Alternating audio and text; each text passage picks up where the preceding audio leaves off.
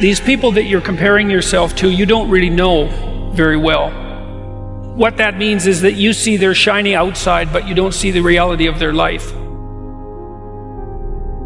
There's always people out there who are doing far better than you on pretty much anything you want to imagine. And if all you're doing is seeing yourself in their reflected light, let's say, then it's going to be pretty damn dismal. But it's not a good comparison because, well, first of all, there's danger in just comparing yourself to others, period, because they're not you, and God only knows what struggles they had to undertake to get to where they were, or what burdens they're currently carrying that you're not aware of. But you can certainly contrast yourself with yourself, and that's a lot better. It is the only way. Well, it's also the only way of really measuring anything approximating proper improvement. You can actually tell when you're a little better than you were yesterday. Right. And you can actually do that. That's another thing that's so interesting about it, is that you can actually make yourself a little better in some way, pretty much, well, I don't know if it's at every moment, but you can certainly do it every day. Be careful who you share good news with, because you want to share good news with people who are going to be genuinely happy for you, and be careful who you share bad news with, because that's equally tricky. You want someone who will listen to you when you're having trouble and allow you your grief. Beauty calls people to their higher being, I would say, and to make friends with beauty is to introduce yourself very carefully to one of the mysteries of life that make it worth living. There's never been a better time for the majority of people to be alive, and the future, although we're vulnerable and terrible things can always happen to us, it's hard to make a case that the future doesn't look comparatively positive. We're becoming extremely technologically sophisticated, and the world is changing at an incredibly rapid rate, and the only way we're going to be able to manage that in a positive way is if each of us, or as many of us as possible, are capable of making wise and careful and truthful decisions. And if we do that, then maybe things can continue to improve. You don't get people to stand up on their own 2 feet and to adopt responsibility if everything is given to them. And that's a real conundrum. You know, maybe you're in California, see someone speeding down the road in a convertible Porsche, and you think, oh man, what a lucky bastard. And the truth of the matter is that he's thinking about wrapping his expensive sports car around the next cement pillar that he comes close to.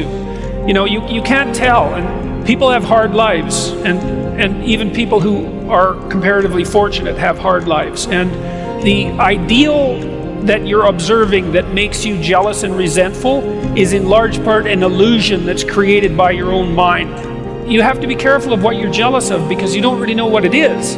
And then the other thing that's kind of useful is to understand you're quite different from other people, and you shouldn't be comparing yourself to them because they're not like you. They don't have your family. They don't have your temperament. They don't have your troubles. They don't have your abilities. The only person that has those is you. One of the rules, I think it's rule 4, is compare yourself to who you were yesterday and not to who someone else is today. And see, that's a game you can win. The possibility that you can make yourself slightly better on a continual basis is, I think that's something that's accessible to everyone. I think that's equivalent to leading a virtuous life. And there is something to be said for virtue and truth. You know, and that is one thing. Another thing that I've noticed about people who've been phenomenally successful is that they really do everything they can to live a truthful life. And you can get a bloody long ways by being honest. You got to know that there are differences in intelligence. It's really important. If you go into a job and you're not smart enough for that job, you're going to have one bloody miserable time. And you're going to make life wretched for the people around you because you won't be able to handle the position. But what you really want to do, as far as I can tell, if you want to maximize your chances for both success and let's say well-being, is you want to find a strata of occupation in which you would have an intelligence that would put you in the upper quartile. That's perfect. Then you're a big fish in a small pond. And you don't want to be the stupidest guy in the room. It's a bloody rough place to be. So, and you probably don't want to be the smartest guy in the room either, because what that probably means is you should be in a different room. If you want to be the best at what you're doing, bar none, then having an IQ of above 145 is a necessity, and maybe you're pushing 160 in some situations, and maybe that's making you one person in 10,000 or even one person in 100,000. And then also, to really be good at it, you probably have to be reasonably stress tolerant and also somewhat conscientious.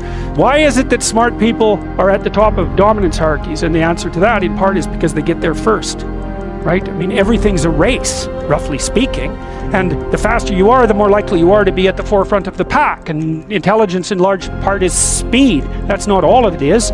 So if you're moving towards something difficult rapidly, the faster people are going to get there first.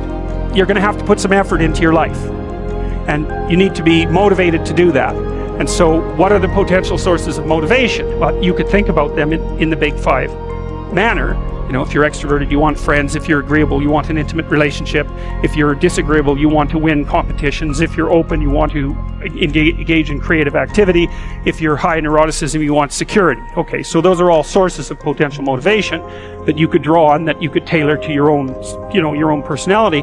But then there are dimensions that you want to consider your life across. And so we ask people about, well, if you could have your life the way you wanted it in 3 to 5 years, if you were taking care of yourself properly, what would you want from your friendships? What would you want from your intimate relationship? How would you like to structure your family? What do you want for your career? Well, how are you going to use your time outside of your job?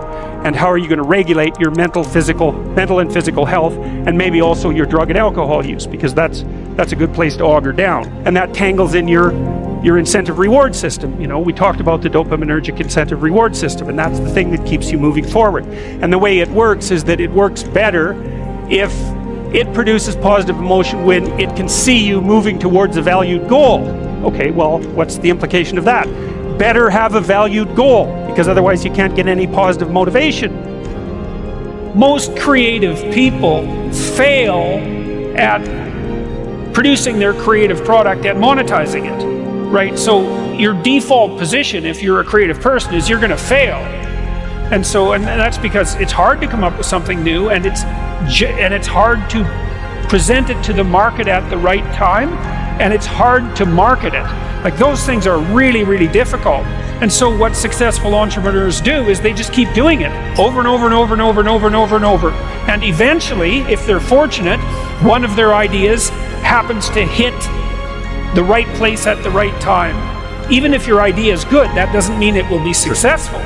There's so many things that have to be taken into account. So this is partly why persistence, and that's part of conscientiousness, is so useful. It's like, persistence is helpful because it enables you to run many, many experiments. And you need to know that the baseline is failure. It's important, because otherwise you'll blame that on yourself. And some of that's useful because there's probably some things that you could improve about yourself. But it's very difficult to go from 0 to 1.